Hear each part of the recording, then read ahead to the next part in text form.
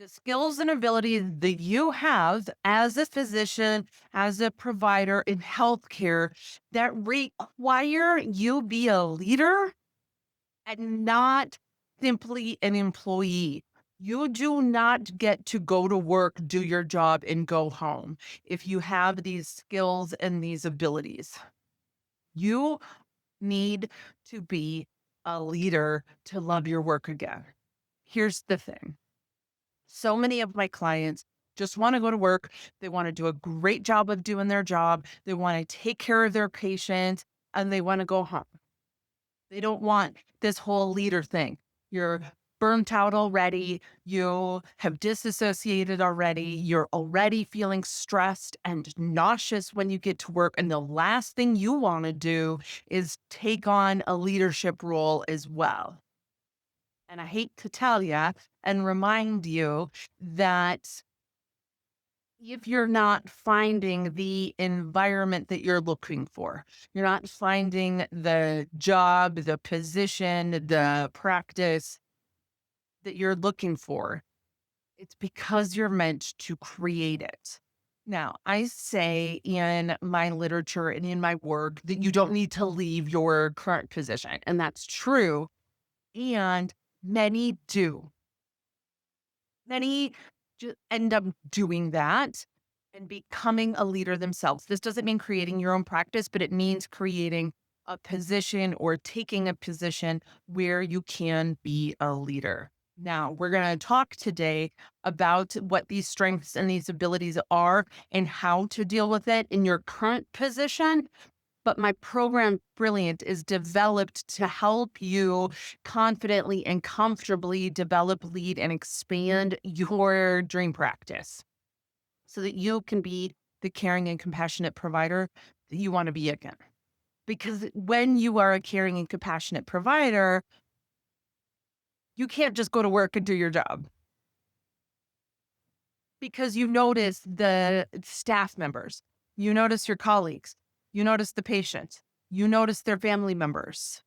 And when you have these abilities, it's inherent for you to utilize them. So you're not just going to go to work and see your patients. And if you do, that's going to put you right into the burnout. The burnout cycle that I speak about in my work is dismay. That day that you, oh my God, realize just how bad it is. That day that it just kind of clicks. This is not okay. Right? This day of dismay. And then you get defiant, right? Then you get pissed off. Then you are ready to fight. And you are ready to get rebellious and you're going to show them how it can be. And then you hyperdrive these skills and these abilities. And then your supervisors and your managers are happy to have you do it. They are happy to take advantage of that as long as it makes them look good.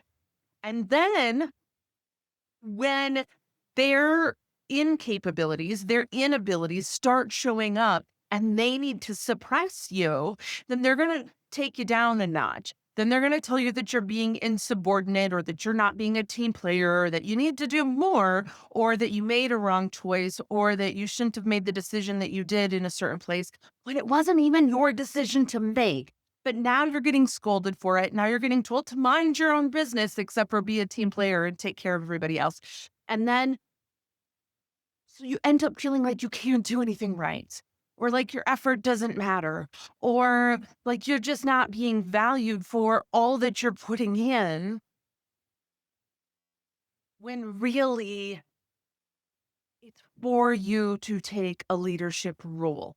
So, I want to talk about these three strengths and abilities that you have that make you that make you probably a pretty terrible employee for most supervisors and managers and make you a great leader. Now, like I said, many of my clients are reluctant to lead, but I break this down. Leadership is simply empowering and unifying your team toward a common goal and how you want that goal to feel. Hey guys, we're going this way. Come along.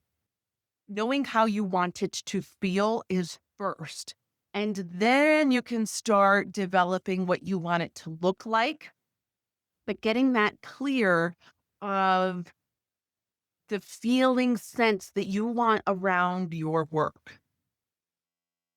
And that you're going to provide for and protect and back up and work toward no matter what these other things. And it really helps you align the use of your gifts and your abilities and your strengths. It helps you focus your personal reflection and your personal work and the actions that you take and the positions that you take and the effort that you put in so that you can care about what it is you deeply care about. That is how I define burnout is having to not care about things that you deeply care about. So I didn't finish talking about it just a minute ago, where this cycle of dismay, defiance, and then feeling defeated, right? We were talking about the manager having to take you down a notch and calling you insubordinate and saying all these things. There's this sense of being defeated, and you're only going to go through that cycle so many times before you disassociate. And you're going to start showing up and kind of just going through the motions. Patients notice that. You're still doing the best job you can, but you're disassociated from what you're doing. We want you to be able to love your work again. We want you to be able to re-engage again. So let's talk about it. Adaptability, your ability to arrange, and your capability are the strengths that I'm talking about. You are so multifaceted and so capable that you are able to adapt to situations, to roles, to pressure, that you can shift and adjust, that you can take the role that the team needs, that you can adapt to schedule changes, to field changes, to vibe changes, to new staff members being your assistants or your scribes or your staff members, to taking on the new patients, to taking the call that people don't want, to you're able to adapt and adjust to the needs of the practice. Yes, to the needs of your staff. Oh, that works better for you. That's great. I can adjust to that because you're so capable and you're so multifaceted. You're just going to shift and adjust a little bit. But what happens is that they get used to you shifting and adjusting. And eventually you're going to hit a wall where either you've lost who you are completely and you show up one day and you're like, wait a minute, this isn't me. This isn't me. And you start going through the work of who am I? And what do I want it to be like? And what is me? And you start putting those boundaries around. Or they're going to finally hit a standard or a boundary that you have where you say no more. But here's the thing, they've gotten used to you being the one that does it. They've taken advantage of it. They have not done their job of being aware and being proactive.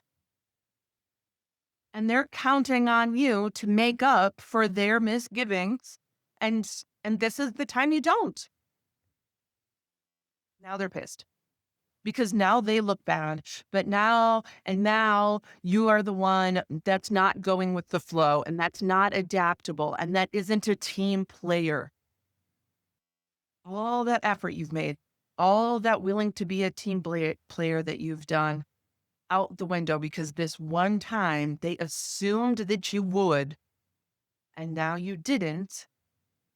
And they look bad because it shows that they were not being proactive and aware. Here's what you're going to do in your current position. You're going to start saying, setting the expectation that this is a one-time deal. Okay? That this is a one-time availability in your schedule that's usually full, that, yeah, you can stay and help today. But normally you can't. I don't care if you are going home to give your cat a bath. If you were going home to feed the cows a treat, if you're going to try on some new cowboy boots, I don't care. You are normally not available outside of your working hours and the schedule that they established. But today, you happen to have some availability and you would love to help out. It is the way that you phrase things, the expectations that you set. It can be as simple as, oh, gosh, usually I'm not available on Wednesdays. Today I am. I'd love to help out with that. All right. Staffing changes. If nobody else is required to take staffing changes, nope, we've just gotten good. Awesome. Somebody else's turn. You're going to be the bitch. You're going to be selfish. It's okay because they haven't done it either, have they? Trained in a new scribe, sometimes you want a new one. Sometimes it's just not like a great vibe for you, but sometimes it is. And it's okay to say, no, you're going to set the expectation. Now, this makes you an incredible leader because adaptability and capability are required skills in a leader. You're not always going to lead from the front. You're not always going to encourage from the back. Sometimes you're going to motivate from the middle. Yes. Sometimes it is about being the one that's capable at a lot of things and then delegating those things. Sometimes, as the leader, you are the one that's helping your staff do a great job of their jobs. So sometimes it is for you to be adaptable and extra capable at some of the outside of norm things. You are the vision holder. So you are the ones that are going to have these conversations or do that or come up with this idea. Right? You are the one that's capable. Just because you can do it all doesn't mean you should. Okay? You get to choose the what, when, and where that you're going to do those things. And again, this is going to align with how you want it to feel. Now, the third of these that I didn't talk about as much yet is this ability to arrange. And this is where you have been aware, right? That's one of the 6 skills of leadership is this awareness for your staff, for the patients, for the colleagues, and you know who's great at what and who's got what after work and who's got what at lunch, not because you're in everybody's business, but you notice their patterns and you are in the lunchroom once a week or so and having conversations with people. And you do show up 10 minutes early to greet people. Yes, and welcome them. And you do thank them at the end of the day. And you do care. And so you do pay attention. You understand that they are the ones that are there to support you, your colleagues and your staff and the administrative staff, and you respect them and you care about them. So you have awareness of the types of patients that they like to work with or the people that they like to see or what their desired adjustments and their adaptability is. And you are able to so quickly in your mind arrange the best case scenario for all of the things to happen. Let me give the lunch example. Say you are at a clinic, you have an emergency walk-in, it's a new patient, and you notice that this person's staff member needs to go, and you notice that this person um, had a family thing that they wanted to do at lunch. And you know that this person on Wednesdays likes to go to this restaurant for that special. And you know that even though that's not a client or a patient that you would normally take, because the fourth of the providers is actually with a patient that's going to kind of take a long time. So they're the one that was on call, but they're kind of stuck with another patient. So they're going to be a while. So you say, yes, no problem. I can take this patient this time. And you're able to arrange that all in your head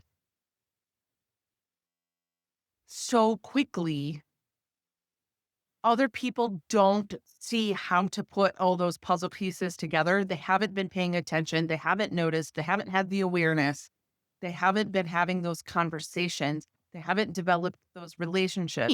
Now, what happens if you are in the good graces is that that was a great team player thing to do, and you should definitely keep doing that.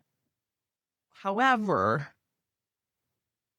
if somebody is in their feels about not getting enough patients, if somebody um, thought that their numbers weren't good enough or something and that you should have given it to them, now you're going to be selfish. And now you're arranging abilities or self serving, and you're not a team player, and they were on call and you should have let them take it.